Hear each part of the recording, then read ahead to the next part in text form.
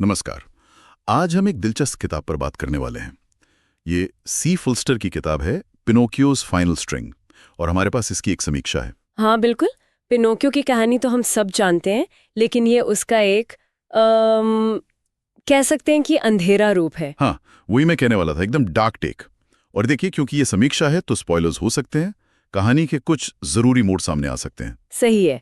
आगे हम कहानी के सार पर भी बात करेंगे, तो जिन्हें स्पॉयलर्स नहीं चाहिए वो थोड़ा ध्यान रखें। लेकिन हाँ, समीक्षा साफ कहती है कि ये कोई हल्की फुल्की बच्चों की कहानी नहीं। कल्पना है, रोमांच है, पर टोन काफी संजीदा और अंधेरा है। बिल्कुल। ये पुरानी कहानी का एक बिल्कुल नया डार्क ट्विस्ट है। सुनने में ही अलग लगता है ना? समीक्षा यही कहती है कि ये सिर्फ लकड़ी से लड़का बनने वाली बात नहीं रह गई है। इसमें गहरे मुद्दे हैं। छल है, धोखा, डर, बदलाव और जिंदा रहने की जद्दोजहद, वो भी एक मुश्किल दुनिया में। हाँ बिल्कुल।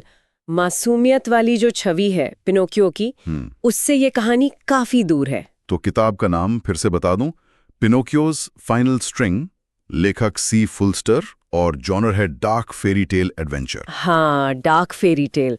और इसका मूल आइडिया यही है कि पिनोकियो बहुत ही खतरनाक अंधेरी दुनिया में है। ओ। और उस दुनिया में मतलब पुरानी कहानियों के जो जाने पहचाने विलन्स होते हैं वो भी मौजूद हैं। अच्छा, जैसे कौन? समीक्षा में बताया। समीक्षा में सीधे नाम नहीं लिए, पर इशारा यही है कि क्लासिक फेरी टेल विलन्स हैं। तो ये वो भोला भाला डिज्नी वाला पिनोकियो नहीं है। समझ गया, ये कुछ अलग ही मामला लगता है। बिल्कुल। अच्छा, तो अब आते हैं कहानी के सार पर। और हाँ, स्पॉइलर अलर्ट। तो समीक्षा के हिसाब से पिनोकियो को इस खतरनाक दुनिया में भेज दिया जाता है ना? हाँ, एक तरह से धकेल दिया जाता है और वहां उसे जूझना पड़ता है अंतिम डोरी से, फाइनल स्ट्रिंग। ये फाइनल स्ट्रिंग, ये क्या है? कोई जादुई चीज? समीक्षा इसे थोड़ा रहस्यमयी रखती है, पर इशारा करती है कि ये शायद उसके अतीत का प्रतीक है, या बचपन का, या शायद उसकी अपनी पहचान का। कोई बंधन जैसा, जिससे उसे आजाद होना है। हाँ, कुछ ऐसा ही लगता है, या शायद उसे समझना है। ये अंतिम डोरी का आइडिया काफी दिलचस्प है। क्या ये वो धागे हैं जिनसे वो पहले नचाया जाता था? या फिर इंसान बनने की कोई आखिरी शर्त? हो सकता है। समीक्षा इसे सिंबॉलिक तौर पर ज्यादा देखती है, जो कहानी को और गहरा बनाता है। और कहानी में मोड़ भी बहुत है। समीक्षा बताती है कि उसे धोखा मिलता है। हाँ, और वो दोस्त भी बनाता है, भरोसा टूटता भी है। और इसी सब के बीच उसे अपनी अंदर की ताकत का पता चलता है। सही। और ये सब उसे एक बड़े सवाल की तरफ ले जाता है कि वो कैसा इंसान बनना चाहता है। हाँ, या इंसान बनना भी चाहता है या नहीं। ये सवाल अपने आप में बहुत बड़ा है इस अंधेरी दुनिया के संदर्भ में। बिल्कुल। और यही बात कहानी के टोन को भी तय करती होगी, जैसा समीक्षा में कहा गया है। हाँ, टोन काफी गहरा है, संजीदा है। मतलब एक तरफ आपको मासूमियत की झलक दिख सकती है, तो दूसरी तरफ घना अंधेरा, डर और उम्मीद साथ साथ। बिल्कुल, डर भी है और उम्मीद की एक पतली सी किरण भी। समीक्षा कहती है कि यह अनुभव मूल कहानी से बहुत अलग है।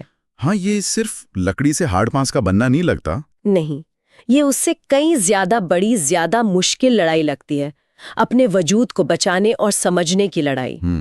तो ये तो हुई कहानी की बात। अब जरा इसके पीछे जो बड़े आइडियाज हैं, जो थीम्स हैं, उन पर आते हैं।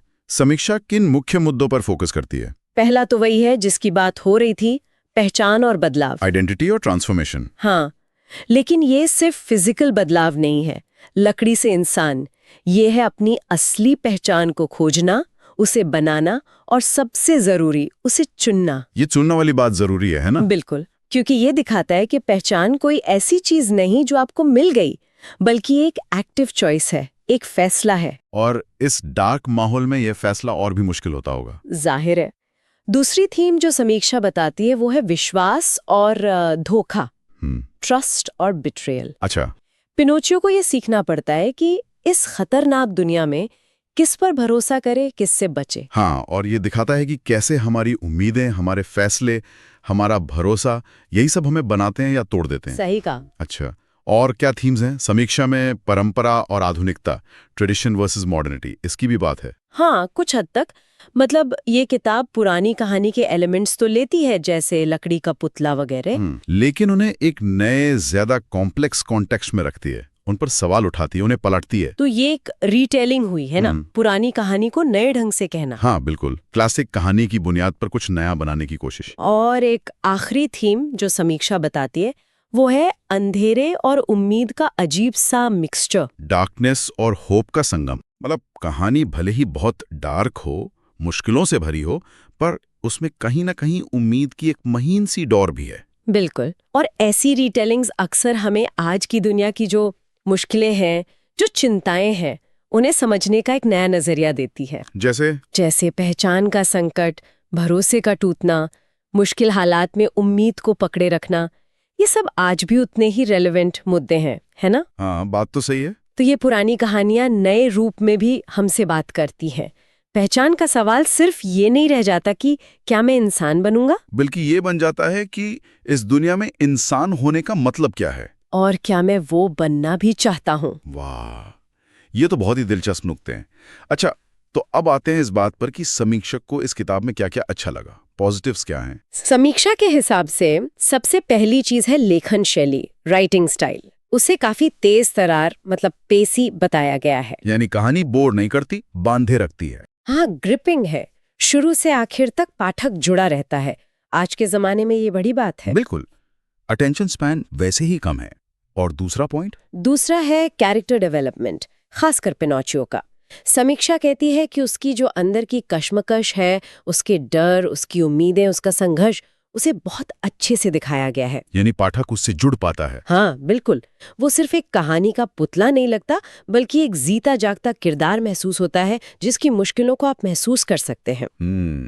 किरदारों में गहराई है। और तीसरी बात जो समीक्षक को पसंद आई वो है कहानी का माहौल, यानी सेटिंग, और उसका ट्रीटमेंट। माहौल और ट्रीटमेंट? हाँ, ये माहौल बहुत नया है, परिकथा वाली दुनिया है, पर ज्यादा डरावनी, ज्यादा असली सी लगती है। और इसी ट्रीटमेंट की वजह से ये किताब सिर्फ बच्चों की नहीं रह जाती। तो ये यंग एडल्ट्स या एडल्ट्स को भी अपील करती है? हाँ, समीक्षा यही कहती है, जो थोड़ी गहरी, थोड़ी संजीदा कहानियां पसंद करते हैं, उनके लिए भी है। अच्छा, तो कहानी का दायरा बढ़ गया। और कोई खास बात? हाँ, एक और चीज है, फैंटेसी एलिमेंट्स का इस्तेमाल। जैसे वो परियों की कहानियों के विलेंस का आना, या वो अंतिम डोरी। हाँ, समीक्षा के मुताबिक इन जादुई या फैंटेसी चीजों का इस्तेमाल सिर्फ दिखाने के लिए नहीं है, वो कहानी का हिस्सा है, प्लॉट को आगे बढ़ाते हैं और कहानी के मतलब को और गहरा करते हैं। तो कुल मिला के तेज राइटिंग, दमदार किरदार, नया माहौल और फैंटेसी का अच्छा इस्तेमाल। हाँ, ये सब समीक्षक को पसंद आया, और ये चीजें मिलकर ही कहानी को असरदार बनाती हैं। कैसे? देखिए, तेज कहानी आपको जोड़े रखती है, किरदारों की गहराई आपको इमोशनली इन्वॉल्व करती है। आप सिर्फ पढ़ते नहीं, महसूस करते हैं। और इसका ये जो अनोखा डार्क अंदाज है, यही इसे बाकी कहानियों से अलग बनाता है, इसे एक खास पहचान देता है। लेकिन ऐसा तो नहीं कि समीक्षा में सब अच्छा ही अच्छा बताया गया हो? जरूर कुछ कमजोरियां या चिंताएं भी होंगी। हाँ हाँ बिल्कुल, कोई भी किताब परफेक्ट तो नहीं होती। समीक्षा में कुछ चिंताएं, या कह लीजिए कुछ ऐसे पॉइंट्स हैं जिन पर ध्यान दिलाया गया है। इन्हें कमियां कहें या कुछ और? कमियां कहना शायद ठीक न हो, ये ज्यादातर पाठक की पसंद या उम्मीद पर निर्भर करता है। अच्छा, जैसे एक बात यह है कि अगर किसी ने पिनोचियो की ओरिजिनल कहानी बिल्कुल नहीं पढ़ी या सुनी है, तो शायद कुछ रेफरेंसेस समझने में थोड़ी मुश्किल हो। ये तो हो सकता है, क्योंकि ये उसी पर बेस्ड है। हाँ, भले ये बिल्कुल नया टेक हो, रीटेलिंग्स के साथ अक्सर ये होता है। सही है। और दूसरा मुद्दा है कहानी का टोन। हमने बात की कि डार्क है, संजीदा है। हाँ। तो जो पाठक एक लाइट, खुशगवार फेरी टेल ढूंढ रहे हैं, उन्हें शायद ये थोड़ी भारी लगे या बच्चों वाली ना लगे। लेकिन ये तो स्टाइल का चुनाव है ना? बिल्कुल, ये कोई कमी नहीं, ये लेखक का जानबूझकर चुना गया रास्ता है। तो ये पाठक पर है कि उन्हें क्या पसंद है। और कोई बात? एक और पहलू है कहानी की रफ्तार, पेसिंग। जहाँ एक तरफ तेज रफ्तार की तारीफ है, हाँ। वहीं ये भी महसूस हो सकता है कि कहीं कहीं कहानी जरूरत से ज्यादा तेजी से आगे बढ़ जाती है। मतलब कुछ चीजें छूट जाती हैं। शायद हो सकता है कुछ इमोशनल मोमेंट्स को या किरदारों के रिश्तों को और वक्त दिया जा सकता था, पर कहानी तेजी से अगले प्लॉट पॉइंट पर चली गई। तो रफ्तार अच्छी भी है और शायद कहीं कहीं थोड़ी ज्यादा तेज भी। कह सकते हैं। पेस बहुत सब्जेक्टिव होता है, मतलब किसी को तेज लग सकता है, किसी को ठीक। लेकिन इन सब बातों को देखें, ओरिजिनल कहानी पर निर्भरता, डार्क टोन, तेज गति, तो सवाल उठता है कि इस किताब का आइडियल रीडर कौन है। हाँ, किसके लिए है ये किताब? शायद वो पाठक जो क्लासिक कहानियों के नए, चैलेंजिंग और थोड़े कॉम्प्लेक्स वर्जन्स पसंद करते हैं, और जो कहानी में सिर्फ मजा नहीं बल्कि कुछ सोचने को भी ढूंढते हैं। ये अच्छा पॉइंट है। तो इन सब बातों को ध्यान में रखते हुए समीक्षक का फाइनल वर्डिक्ट क्या है? रेकमेंड करते हैं इसे? हाँ, ओवरऑल समीक्षा काफी पॉजिटिव है।